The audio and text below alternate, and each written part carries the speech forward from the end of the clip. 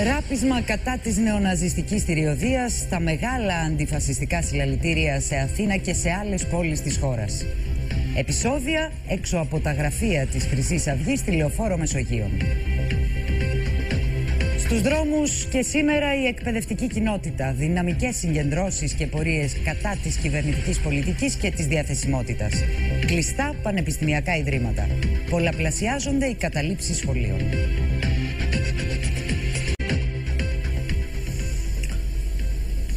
Κυρίες και κύριοι, χαίρετε. Ηχηρό αντιφασιστικό μήνυμα απέστειλαν απόψε χιλιάδες πολίτες που πήραν μέρος στο αντιφασιστικό συλλαλητήριο που οργάνωσαν στο Σύνταγμα, ΓΕΣΕ και ΑΔΔ. Οι συγκεντρωμένοι διατράνωσαν την αποφασιστικότητά τους να προασπίσουν τη δημοκρατία από οποιαδήποτε φασιστική πρόκληση και καταδίκασαν την νεοναζιστική θηριωδία της Χρυσής Αυγής που οδήγησε και στη δολοφονία του Παύλου Φίσα. Επεισόδια σημειώθηκαν έξω από τα γραφεία της Χρυσής Αυγής στη Λεωφόρο Μεσογείων. Ο Νίκος Καπόγλης παρακολούθησε το αντιφασιστικό συλλαλητήριο και μας ενημερώνει. Νίκο, καλησπέρα. Ήταν ένα ενωτικό συλλαλητήριο που διοργάνωσαν από κοινού συνδικάτα κοινωνικής φορείς σε μια περίοδο που οι τρομοκρατικές επιθέσεις πυκνώνουν. Ωστόσο, σημειώθηκαν επεισόδια τα οποία είναι ακόμα σε εξέλιξη στη Λεωφόρο Μεσογείων. Αγλαία, τα επεισόδια έχουν λήξει και ευτυχώς δεν πήρανε μέχρι έκπληξη. Να ξεκινήσω όμως από το μεγαλειώδες, όπως είπες και εσύ, αντιφασιστικό συλλαλητήριο, το οποίο συμμετείχαν χιλιάδες κόσμου, χιλιάδες πολίτες, ένα δημοκρατικό συλλαλητήριο, μια δημοκρατική διαμαρτυρία ενάντια στο φασισμό και ενάντια στη φασιστική και την νεοναζιστική βία.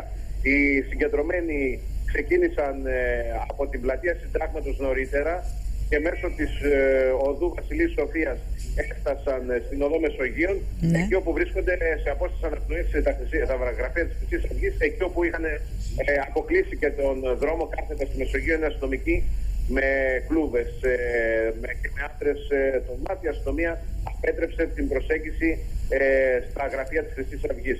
Κύρια συνθήματα που δονούσαν την ατμόσφαιρα ήταν να σταματήσει την τεράστια της Χρυσής Αυγής εδώ και τώρα, να πάρθουν μέτρα προκειμένου αυτό το ναζιστικό μόρφωμα να σταματήσει τις επιθέσεις του, τις βίαιες επιθέσεις του ενάντια σε δημοκρατικούς και ενάντια σε πολίτες που διατρανώνουν την αντίθεσή τους στον φασισμό.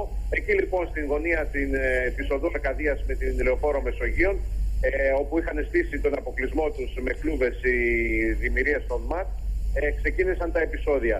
Είχαμε μια ανταλλαγή αντικειμένων αρχικά. Στη συνέχεια η αστυνομία έκανε εκτεταμένη χρήση χημικών και κροτίδων κρότου λάμψης, με αποτέλεσμα ο κύριος όγκος της πορείας, από την κεφαλή της δηλαδή και κάτω, ο κύριος όγκος αυτός της πορείας να διαλυθεί και να ξανασυγκεντρωθούν οι διαδηλωτές στο ύψος του οδού Φιδιππίδου.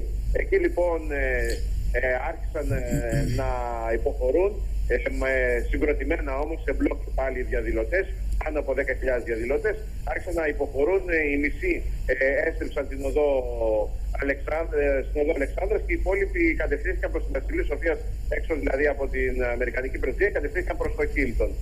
Οι συγκεντρωμένοι, ένα κομμάτι των συγκεντρωμένων βρίσκονται εδώ που είμαι εγώ, έξω από τη Γενική Αστυνομική Διεύθυνση Αττικής, όπου τα πράγματα είναι απολύτως ήρεμα. Βεβαίως στην πορεία της οπισθοχώρησης αυτής των διαδηλωτών, με τους οποίους βρίσκονται αντιμέτωποι όλη τη διάρκεια με άντρες στο ΜΑΤ, υπήρξαν κάποιοι κάδοι οι οποίοι άναψαν φωτιά από τους διαδηλωτές, ενώ υπήρχε και ένα κυνηγητό μικρή έκταση, όπως τα λέγαμε, μέσα στενά των αμπελοκήπων.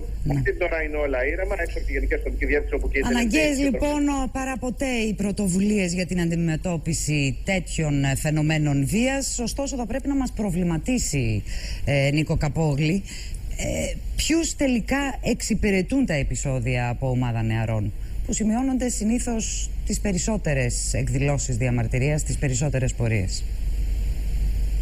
Την ώρα που αντιπροσωπεία Αγλαία ζητούσε από την κεφαλή της δημιουργίας, ακριβώς μπροστά μου εκείνη την ώρα, δηλαδή πριν από μία ώρα, στη διασταύρωση της οδού Αρκαδίας με την Λεωφόρο Μεσογείων, δηλαδή 300 μέτρα από τα γραφεία της Χρυσής Αυγής, που ήταν τον μπλόκο της αστυνομίας, να περάσει τουλάχιστον ένα κομμάτι της πορείας προκειμένου, όπως έχουν το δικαίωμα σαν δημοκρατικοί πολίτες, να διαμαρτυρηθούν έξω από τα γραφεία της Χρυσής Αυγής ενάντια στη φασιστική δράση.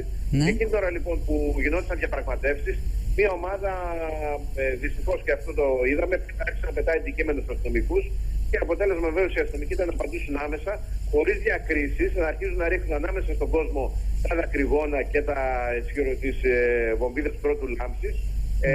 Βρήκαν δηλαδή την αφορμή οι αστυνομικές δυνάμεις για να διαλύσουν αυτή την κατά τα άλλα ειρηνική πορεία. Όλα έγιναν πάρα πολύ ξαφνικά, πάρα πολύ γρήγορα.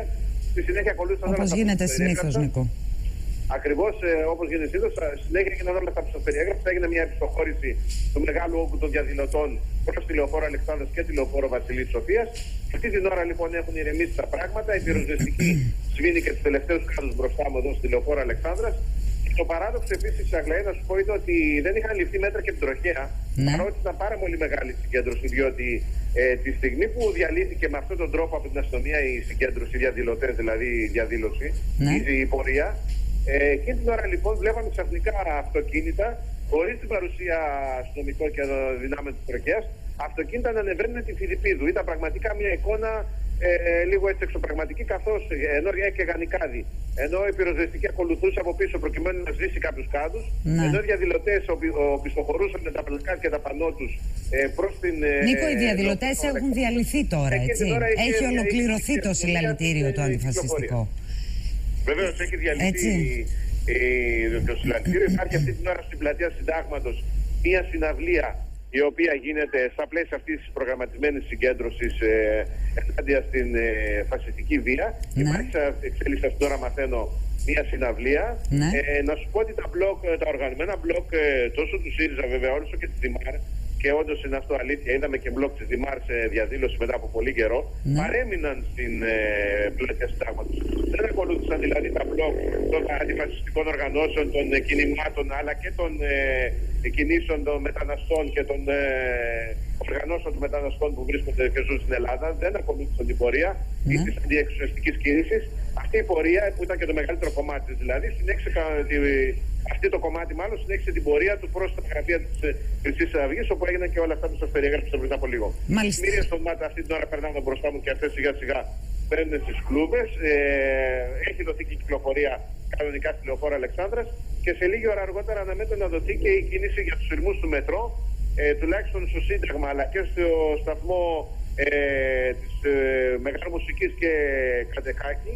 Ναι. Είχαν κλείσει οι σταθμοί του μετρό για αρκετή ώρα. Μάλιστα. Νίκο Καπόγλη, να σε ευχαριστήσουμε.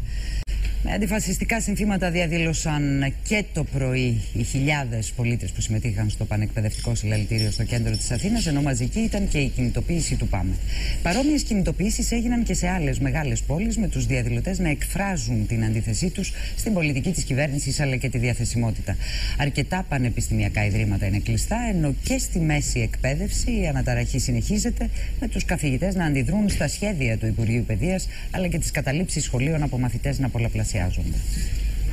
Μαθητές, φοιτητές, καθηγητές, δάσκαλοι, πανεπιστημιακοί, εργαζόμενοι στα πανεπιστήμια διαδήλωσαν για άλλη μια φορά στο κέντρο της Αθήνας για τα μέτρα που πλήττουν όλες τις βαθμίδες της εκπαίδευσης.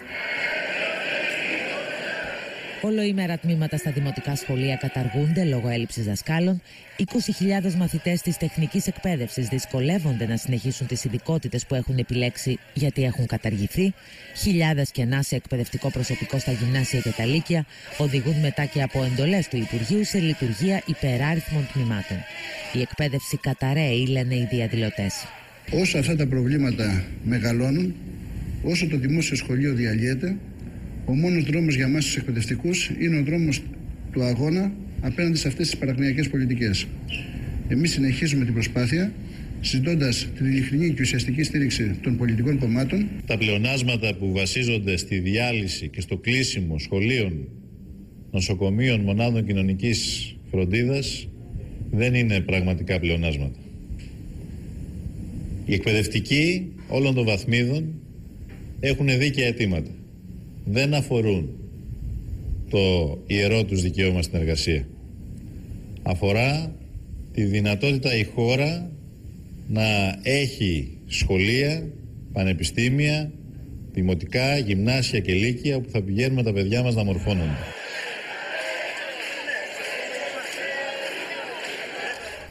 Τα κατηλημένα σχολεία αυξάνονται καθημερινά σε όλη τη χώρα και έχουν ξεπεράσει κατά πολύ τα 200.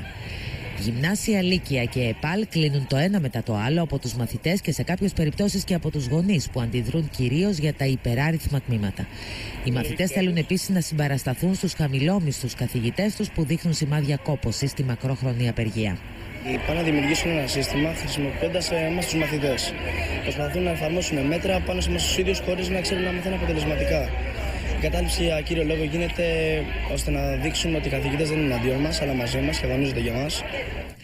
Ενδεικτικά, στην Αττική οι καταλήψεις σχολείων υπολογίζονται στις 70, στη Θεσσαλονίκη ξεπερνούν τις 44, στην Πάτρα τις 22, στη Λάρισα 20, στην Κρήτη 20 και στα Γιάννενα 8. Φέτος π.χ. ήθελαν να κλείσουν τη γεωπονική και δεν είχαμε πολλά παιδιά. Και εγώ είμαι στη γεωπονική και ήμασταν λίγα παιδιά, απλά εντάξει, δεν θέλαμε να πούμε ούτε οικονομικών ούτε μηχανολογική. Δεν μπορούμε να πούμε, όπως η νοσηλευτική που είχε τόσα παιδιά και την έκλεισαν, έτσι δεν είχε τη γεωπονική. Στη Μεσσηνία προκάλεσε ποικίλες αντιδράσεις η απόφαση του Διευθυντή Εκπαίδευσης να καλέσει μαθητές υποκατάληψης σχολείων να κάνουν μάθημα το απόγευμα σε άλλο σχολείο. Πυροδότησε έτσι νέες καταλήψεις και στα δύο σχολεία και από γονείς και εκπαιδευτικούς. Και μάθημα δεν έγινε. Οφείλεται υπακοή. Δεν σας λέμε κάτι περίεργο, να πάτε να κάνετε μάθημα σε συγκεκριμένα διδακτήρια. Αυτό είναι εντολή. Οφείλετε να υπακούσετε. Όποιος νομίζει ότι θίγονται τα συνταγματικά του δικαιώματα θα κάνει αναφορά. Προκειμένου να ανακόψει τη χιονοστιβάδα καταλήψεων, ο Υπουργός Παιδείας έδωσε εντολή στο νομικό τμήμα του Υπουργείου Παιδείας να ετοιμάσει προεδρικό διάταγμα, το οποίο θα ορίζει ότι στα σχολεία που γίνεται κατάληψη πάνω από 3 ημέρες θα παρατείνεται αντίστοιχα το διδακτικό έτος. Την περαιτέρω κλιμάκωση τώρα των κινητοποιήσεων του στη μέση εκπαίδευση συζητούν απόψε οι πρόεδροι των ΕΛΜΕ. Στο στούντιο μαζί μας είναι η Μάχη Νικολάρα και θα μας ενημερώσει. Μάχη, είναι σε εξέλιξη ακόμη σε κεντρικό ξενοδοχείο της Αθήνας η συνεδρίαση των πρόεδρων των ΕΛΜΕ? Είναι σε εξέλιξη. Πιθανότατα θα έχει ήδη ληφθεί απόφαση. Η κυρία Ζωγραφάκη από την ΕΛΜΕ θα μας ενημερώσει. Είναι στην τηλεφωνική μας γραμμή. Πρέπει να πούμε ναι, ότι φαίνεται ότι αναστέλλεται η απεργία των καθηγητών. Οι 2 εβδομάδες στέρησης των μισθών των εκπαιδευτικών με αυτή την απεργία που προηγήθηκε ήταν φαίνεται ότι ήταν ώστε να λάβουν αυτή την απόφαση. Κυρία Ζωγραφάκη, καλησπέρα σας. Καλησπέρα. Δώστε μας μια εικόνα λοιπόν το πώς λάβατε αυτή την απόφαση. Απόφαση δεν έχει ληφθεί ακόμα. Φαίνεται όμως από τις τοποθετήσεις των Προέδρων και από αυτά που μεταφέρουν από τις αποφάσεις των Γενικών Συνελεύσεων ότι έχουμε τοποθετήσεις με λευκό, αρκετές τοποθετήσεις με συνέχεια με τετήμερο, άλλοι με 48ωρο. Ξέροντας όμως το καταστατικό που νομίζω το γνωρίζετε. Αυξημένη πλειοψηφία, έτσι κυρία Ζωγραφάκη. Πάνω από 62%. Ναι, απαιτεί το 66%. Δεν πρόκειται, παρόλο που υπάρχουν και προτάσεις για συνέχεια πάρα πολλές.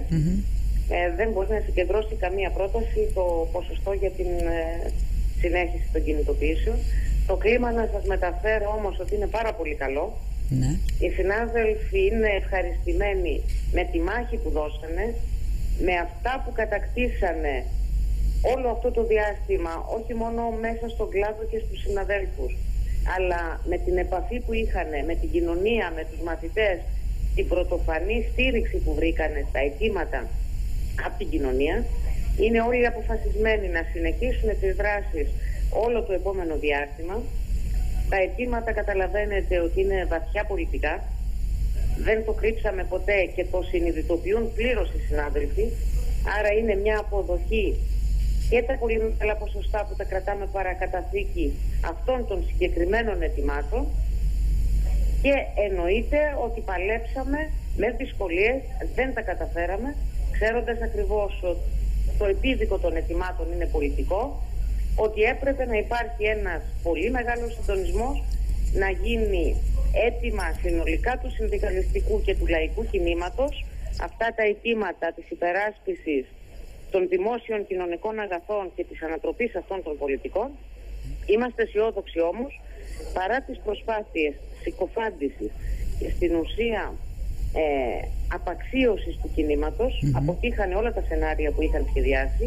Πιστεύουμε ότι το κίνημα είναι αυτό που πραγματικά φοβούνται και θα επανέλθει στους δρόμους πολύ πιο αποφασισμένο, με πολύ πιο σύνθετες μορφές μέχρι την τελική νίκη. Κυρία Ζωγραφάκη, μιας και μιλήσατε για κίνημα και για πολιτικά αιτήματα, είσαστε ικανοποιημένοι από τον τρόπο που οι υπόλοιποι κλάδοι ή ακόμα και οι δάσκαλοι, οι ΑΔΕΔΗ συνέδραμαν σε αυτόν τον αγώνα? Κάθε κλάδος έχει δικό του βαθμό οριμότητας και ετοιμότητας. Δεν θα μπούμε, και φάνηκε και σήμερα στη συνέλευση προέδρων, αν δεν είναι όριμος ένα κλάδος σκεπισμένο, με βίαιες τακτικές και ενέσεις δεν μπορείς να κάνεις τίποτα. Γιατί απαιτεί πίστη σε αυτόν τον αγώνα, απαιτεί δυναμικές μορφές κινητοποίησης και πρέπει να είναι ο ίδιος ο κλάδος πεισμένος. Ή αν θέλει να συνειδητοποιεί πολύ πιο κοντινά του, πολύ πιο άμεσα τα προβλήματα αυτής της πολιτικής και πώς θα τον φύγουν. Δεν είμαστε πιθανά ευχαριστημένοι, αλλά πιστεύουμε ότι θα πούνε και αυτοί οι κλάδοι στον αγώνα και εμείς μαζί με εμάς θα είμαστε όλοι μαζί. Μάλιστα. Κυρία Ζωγραφάκη, να σας ευχαριστήσουμε. Μάχη, τώρα 8 πανεπιστήμια της χώρας εξακολουθούν να μην λειτουργούν, να παραμένουν κλειστά. Είναι τα 8 πανεπιστήμια που πλήττονται από αυτό το οριζόντιο μέτρο της διαθεσιμότητας. Μάλιστα τα 3 μεγαλύτερα πανεπιστήμια της χώρας, και το Καποδιστριακό εδώ στην Αθήνα και το Μετσόβιο Πολυτεχνείο στην Αθήνα επίσης, αλλά και το Πανεπιστήμιο της Θεσσαλονίκης, χάνουν σχεδόν το 50% του προσωπικού τους. Διαπιστώνουν σύγκλητη τραγικά αδιέξοδα στην λειτουργία των ιδρυμάτων. Γι' αυτό και διακόπτουν, αναστέλουν την λειτουργία συμβολικά, ουσιαστικά όπως λένε, με απόφαση των συγκλήτων, καθώς έτσι κι αλλιώς τα ιδρύματα έχουν αδυναμία να λειτουργήσουν. Αύριο μάλιστα η σύγκλητος του Εθνικού Μετσόβιου Πολυτεχνείου θα δώσει μια συνέντευξη τύπου για να εξηγήσει αναλυτικά τα προβλήματα που προκύπτουν στο Πολυτεχνείο με την αποχώρηση όλων αυτών των υπαλλήλων. Χθες εδώ στο στούντιο της ΕΡΤ φιλοξενήσαμε και τον πρίτανη του Πανεπιστημίου της Αθήνας, τον κύριο Πελεγρίνη, ο οποίος εξήγησε επίσης αναλυτικά σε πόσο τραγικό αδιέξοδο βρίσκεται το Πανεπιστήμιο της Αθήνας. Είναι πολυσκηδής η δραστηριότητα των πανεπιστημίων. Δεν έχει να κάνει μόνο δηλαδή η απώλεια αυτού του προσωπικού με πιθανή διοικητική υποστήριξη. Αυτό το προσωπικό χρησιμοποιείται και σε ερευνητικά εργαστήρια, προγράμματα. Και όπως επισημαίνουν οι σύγκλητοι των πανεπιστημίων, θα είναι μεγάλο το έλλειμμα και στο ερευνητικό έργο των πανεπιστημίων, και επισημαίνουν το παράδοξο του πράγματος σε μια χώρα που βρίσκεται σε κρίση και που χρειάζεται ανάπτυξη, για αυτήν μιλάμε όλοι, ταυτόχρονα να πλήττεται ο πιο δημιουργικός και παραγωγικός τομέας, όπως λένε οι ίδιοι τουλάχιστον, της χώρας. Μάχη σε επίπεδο διδασκαλικής ομοσπονδίας. Οι δάσκαλοι θα συμπαραταχθούν με τις αποφάσεις της ΑΔΕΔΗ. Εξάλλου, με δεδομένο ότι η απεργία των καθηγητών αναστέλλεται, όπως όλα δείχνουν, και επιστρέφουν από τη Δευτέρα οι καθηγητές στα σχολεία. Οι δάσκαλοι ήταν ένας κλάδος που δεν έδειξαν εξ αρχής ότι θα μπορούσαν να ακολουθήσουν σε απεργία διαρκείας. Ακολουθούν μέχρι στιγμής τις αποφάσεις για απεργιακές κινητοποίησεις που λαμβάνει η ΑΔΕΔΗ, η οποία επίσης αύριο, αν δεν κάνω λάθος, έχει νέα συνεδρίαση για να λάβει τις αποφάσεις της για το μέλλον των κινητοποίησεων. Μάλιστα. Μάχη Νικολάρα, να σε ευχαριστήσουμε.